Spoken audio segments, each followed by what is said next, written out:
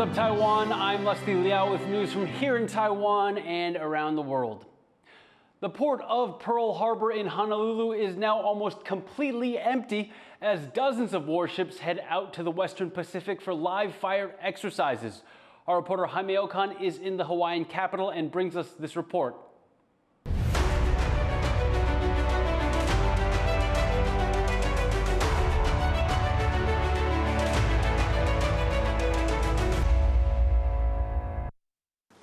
I'm standing at the very edge of Pearl Harbor Navy Base in Hawaii. Roughly 40 ships participating in this year's RIMPAC exercises are getting ready to head out to sea. Now behind me is the largest of them, the USS Carl Vinson, and it's the only aircraft carrier taking part in the drill.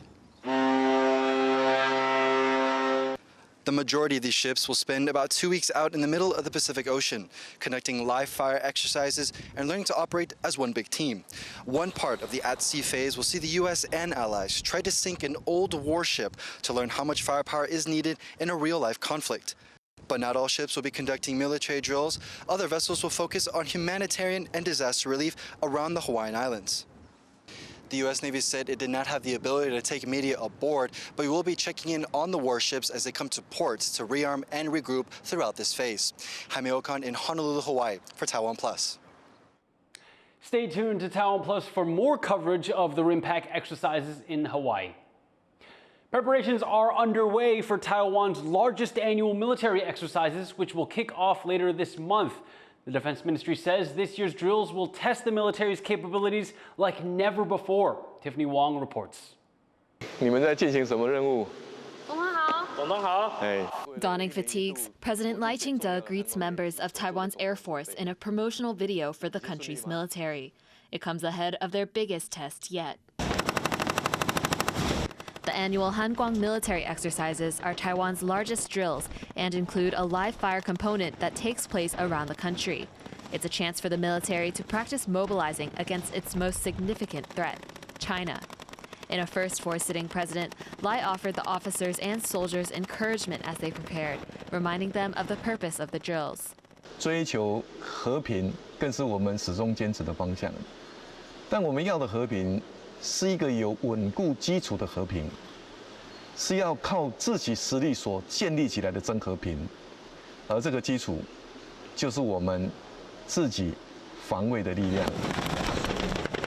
The Hanguang exercises have been held for the past 40 years, and this year's drills are set to be among the most challenging yet, with the head of the military announcing they would be less scripted, a way to test troops' readiness in any situation.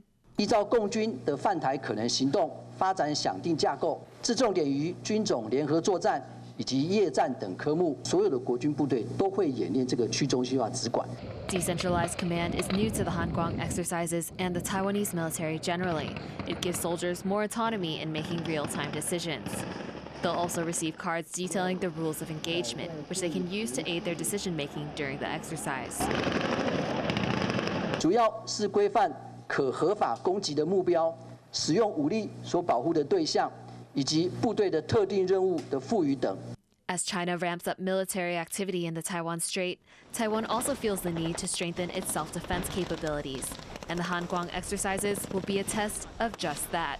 Patrick Chen and Tiffany Wong for TaiwanPlus. One of Taiwan's top research institutes is celebrating its 51st anniversary. All this week on TaiwanPlus, we're taking an inside look at what it does and some of its cutting-edge innovations.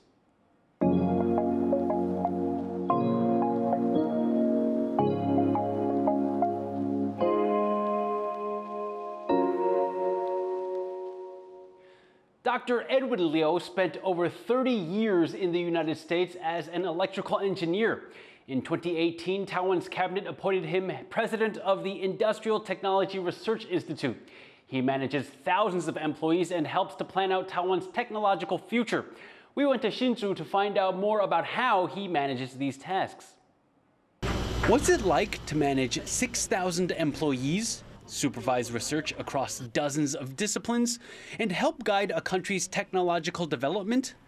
That's a question Dr. Edwin Liu faces every day. He's the president of Taiwan's Industrial Technology Research Institute, or ITRI. Liu is an electrical engineer by trade. He lived in the United States for over 30 years, working at companies like Nexant, Quanta, and Bechtel.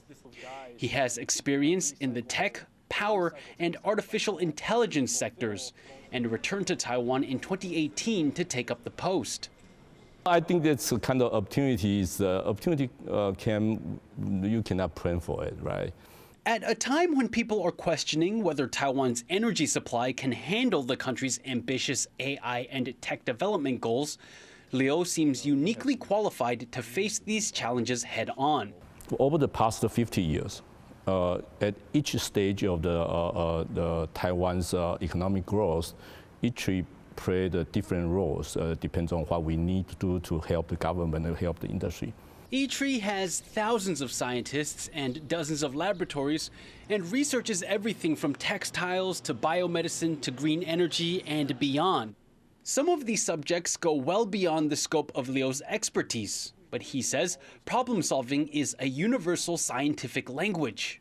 You don't have to know every single detail, but you have to know how to put things together, and that's the key. One problem affecting Liu is Taiwan's low birth rate and the resulting labor shortage. ITRI needs highly skilled, well-trained workers, and it competes with the higher-paying private sector for that talent.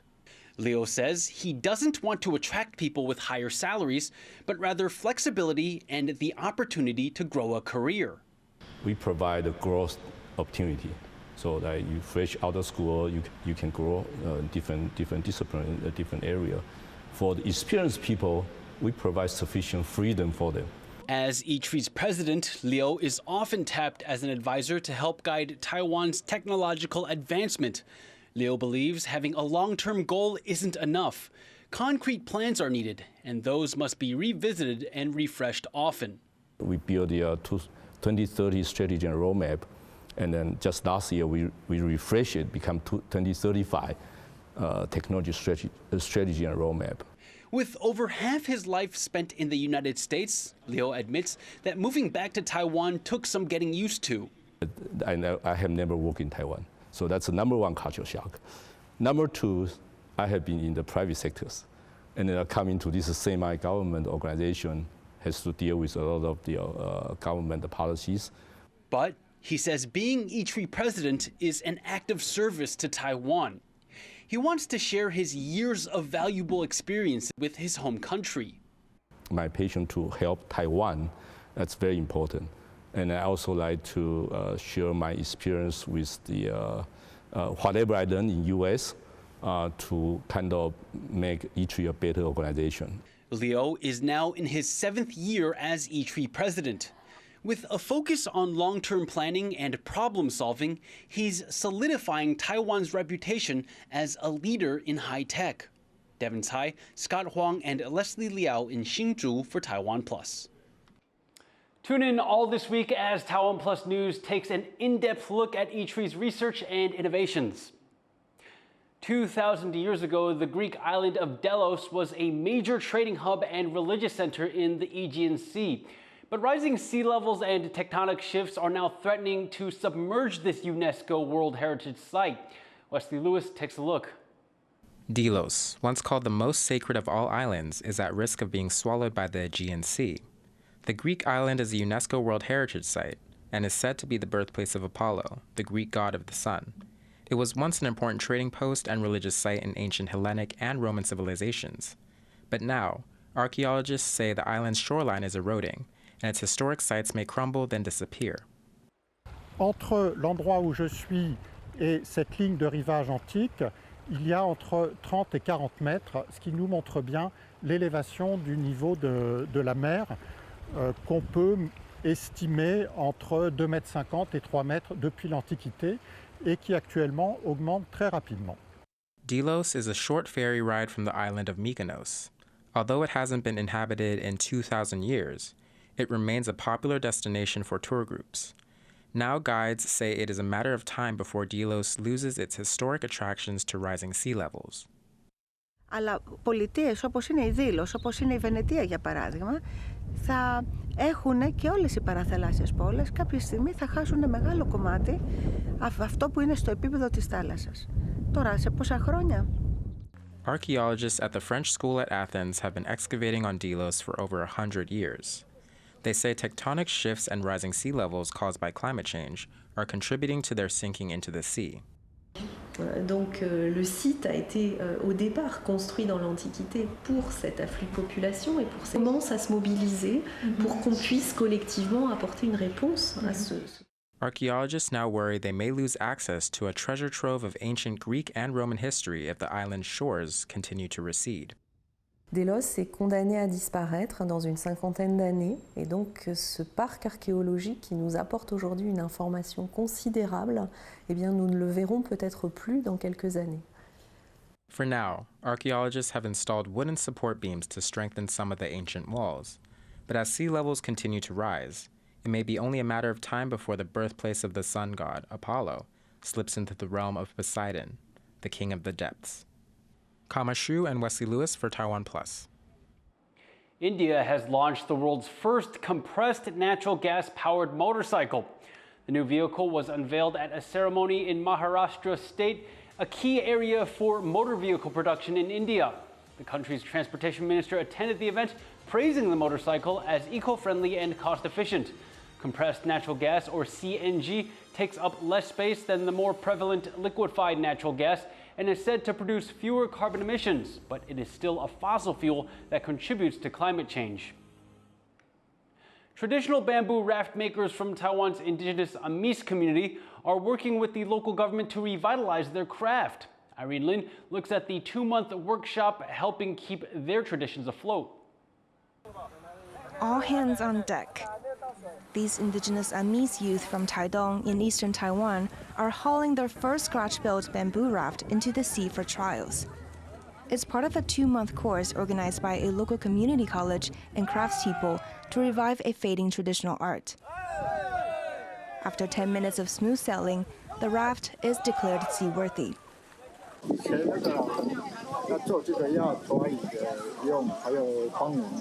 Bamboo rafts were once an important part of the Amis people's traditional way of life.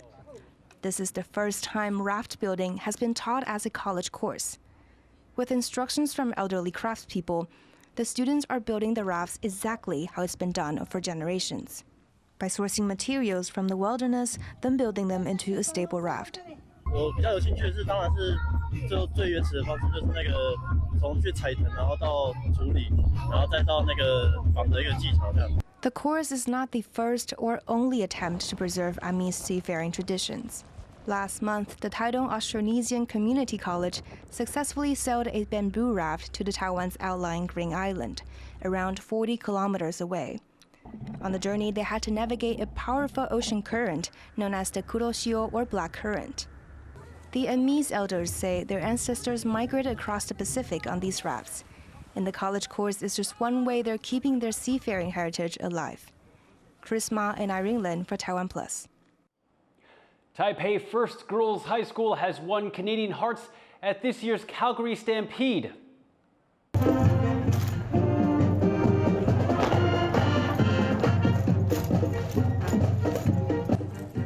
The Taiwanese Student Marching Band won a Celebrity Judges' Choice Award at the event, one of 17 winners from 100 competitors. The band members' parents say the troupe was cheered on by a crowd of overseas Taiwanese supporters. Taiwan's representative office in Vancouver says the local Chinese consulate tried to stop the band waving Taiwan's flag. The organizers rejected the protest, but some viewers noticed the team did not appear on the festival's website or live stream. Thank you for watching What's Up Taiwan. You can visit the TaiwanPlus website or follow our social media for more stories from Taiwan and around the world. Finally, check out the Anaventure Comic Con, the biggest Bulgarian festival for anime, manga, and gaming fans. I'm Leslie Liao. Take care and see you next time.